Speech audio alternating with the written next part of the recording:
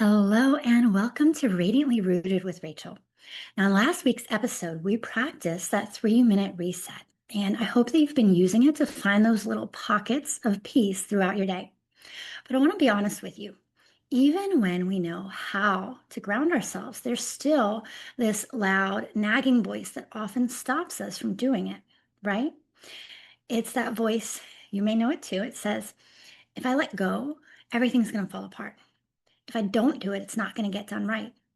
Or maybe more subtly, if I'm not productive, I'm not worthy. So today we're going to reframe that guilt and we're going to talk about why unclenching is actually your greatest act of strength. Now, in my signature line framework for transformation, after awareness comes liberation. And this is all about mindfully shedding the old beliefs that don't serve you anymore, like the idea that you have to be the strong one 24/7. Now, in my own life, this has looked like realizing how often I think that I'm being grounded and responsible when really I realize I'm just bracing. Like when my schedule feels full or money feels uncertain in business, I notice that I start gripping everything tighter. Can you relate? You overplan, overwork, try to control every single detail so that nothing falls apart. And then my body tells on me. My jaw gets tight, my shoulders get tense, and my breath gets shallow. And that's my reminder. This isn't grounding. I'm back in survival mode, trying to be the strong one who holds everything together.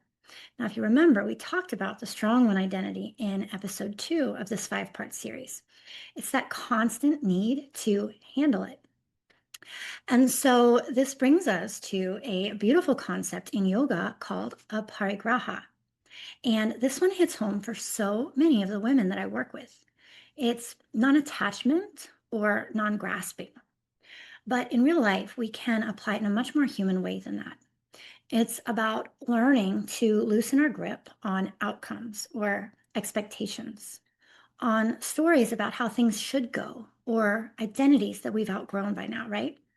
And especially on those responsibilities that we were never meant to carry in the first place. Not because you don't care, but because you trust yourself enough to handle whatever comes up.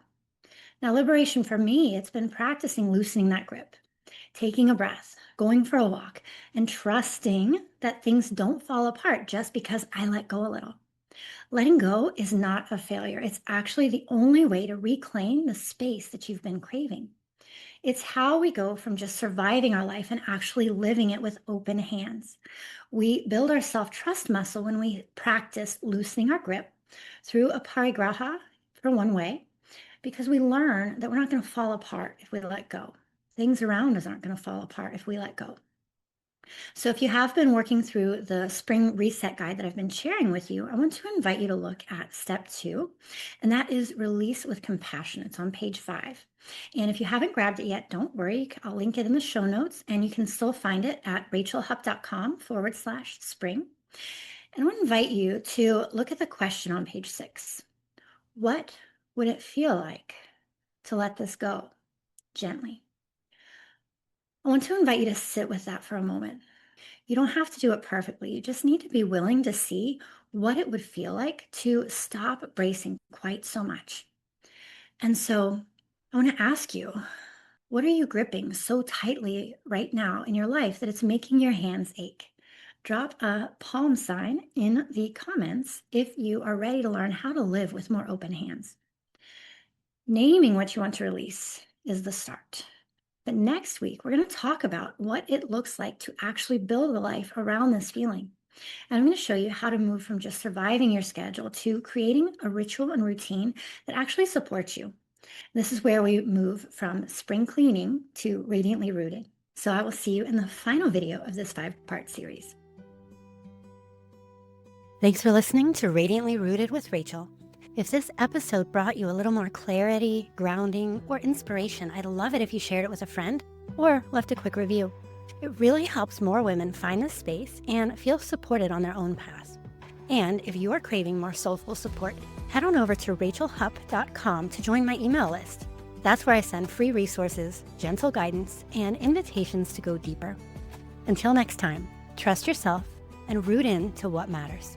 Because the life you want, it starts by coming back home to you.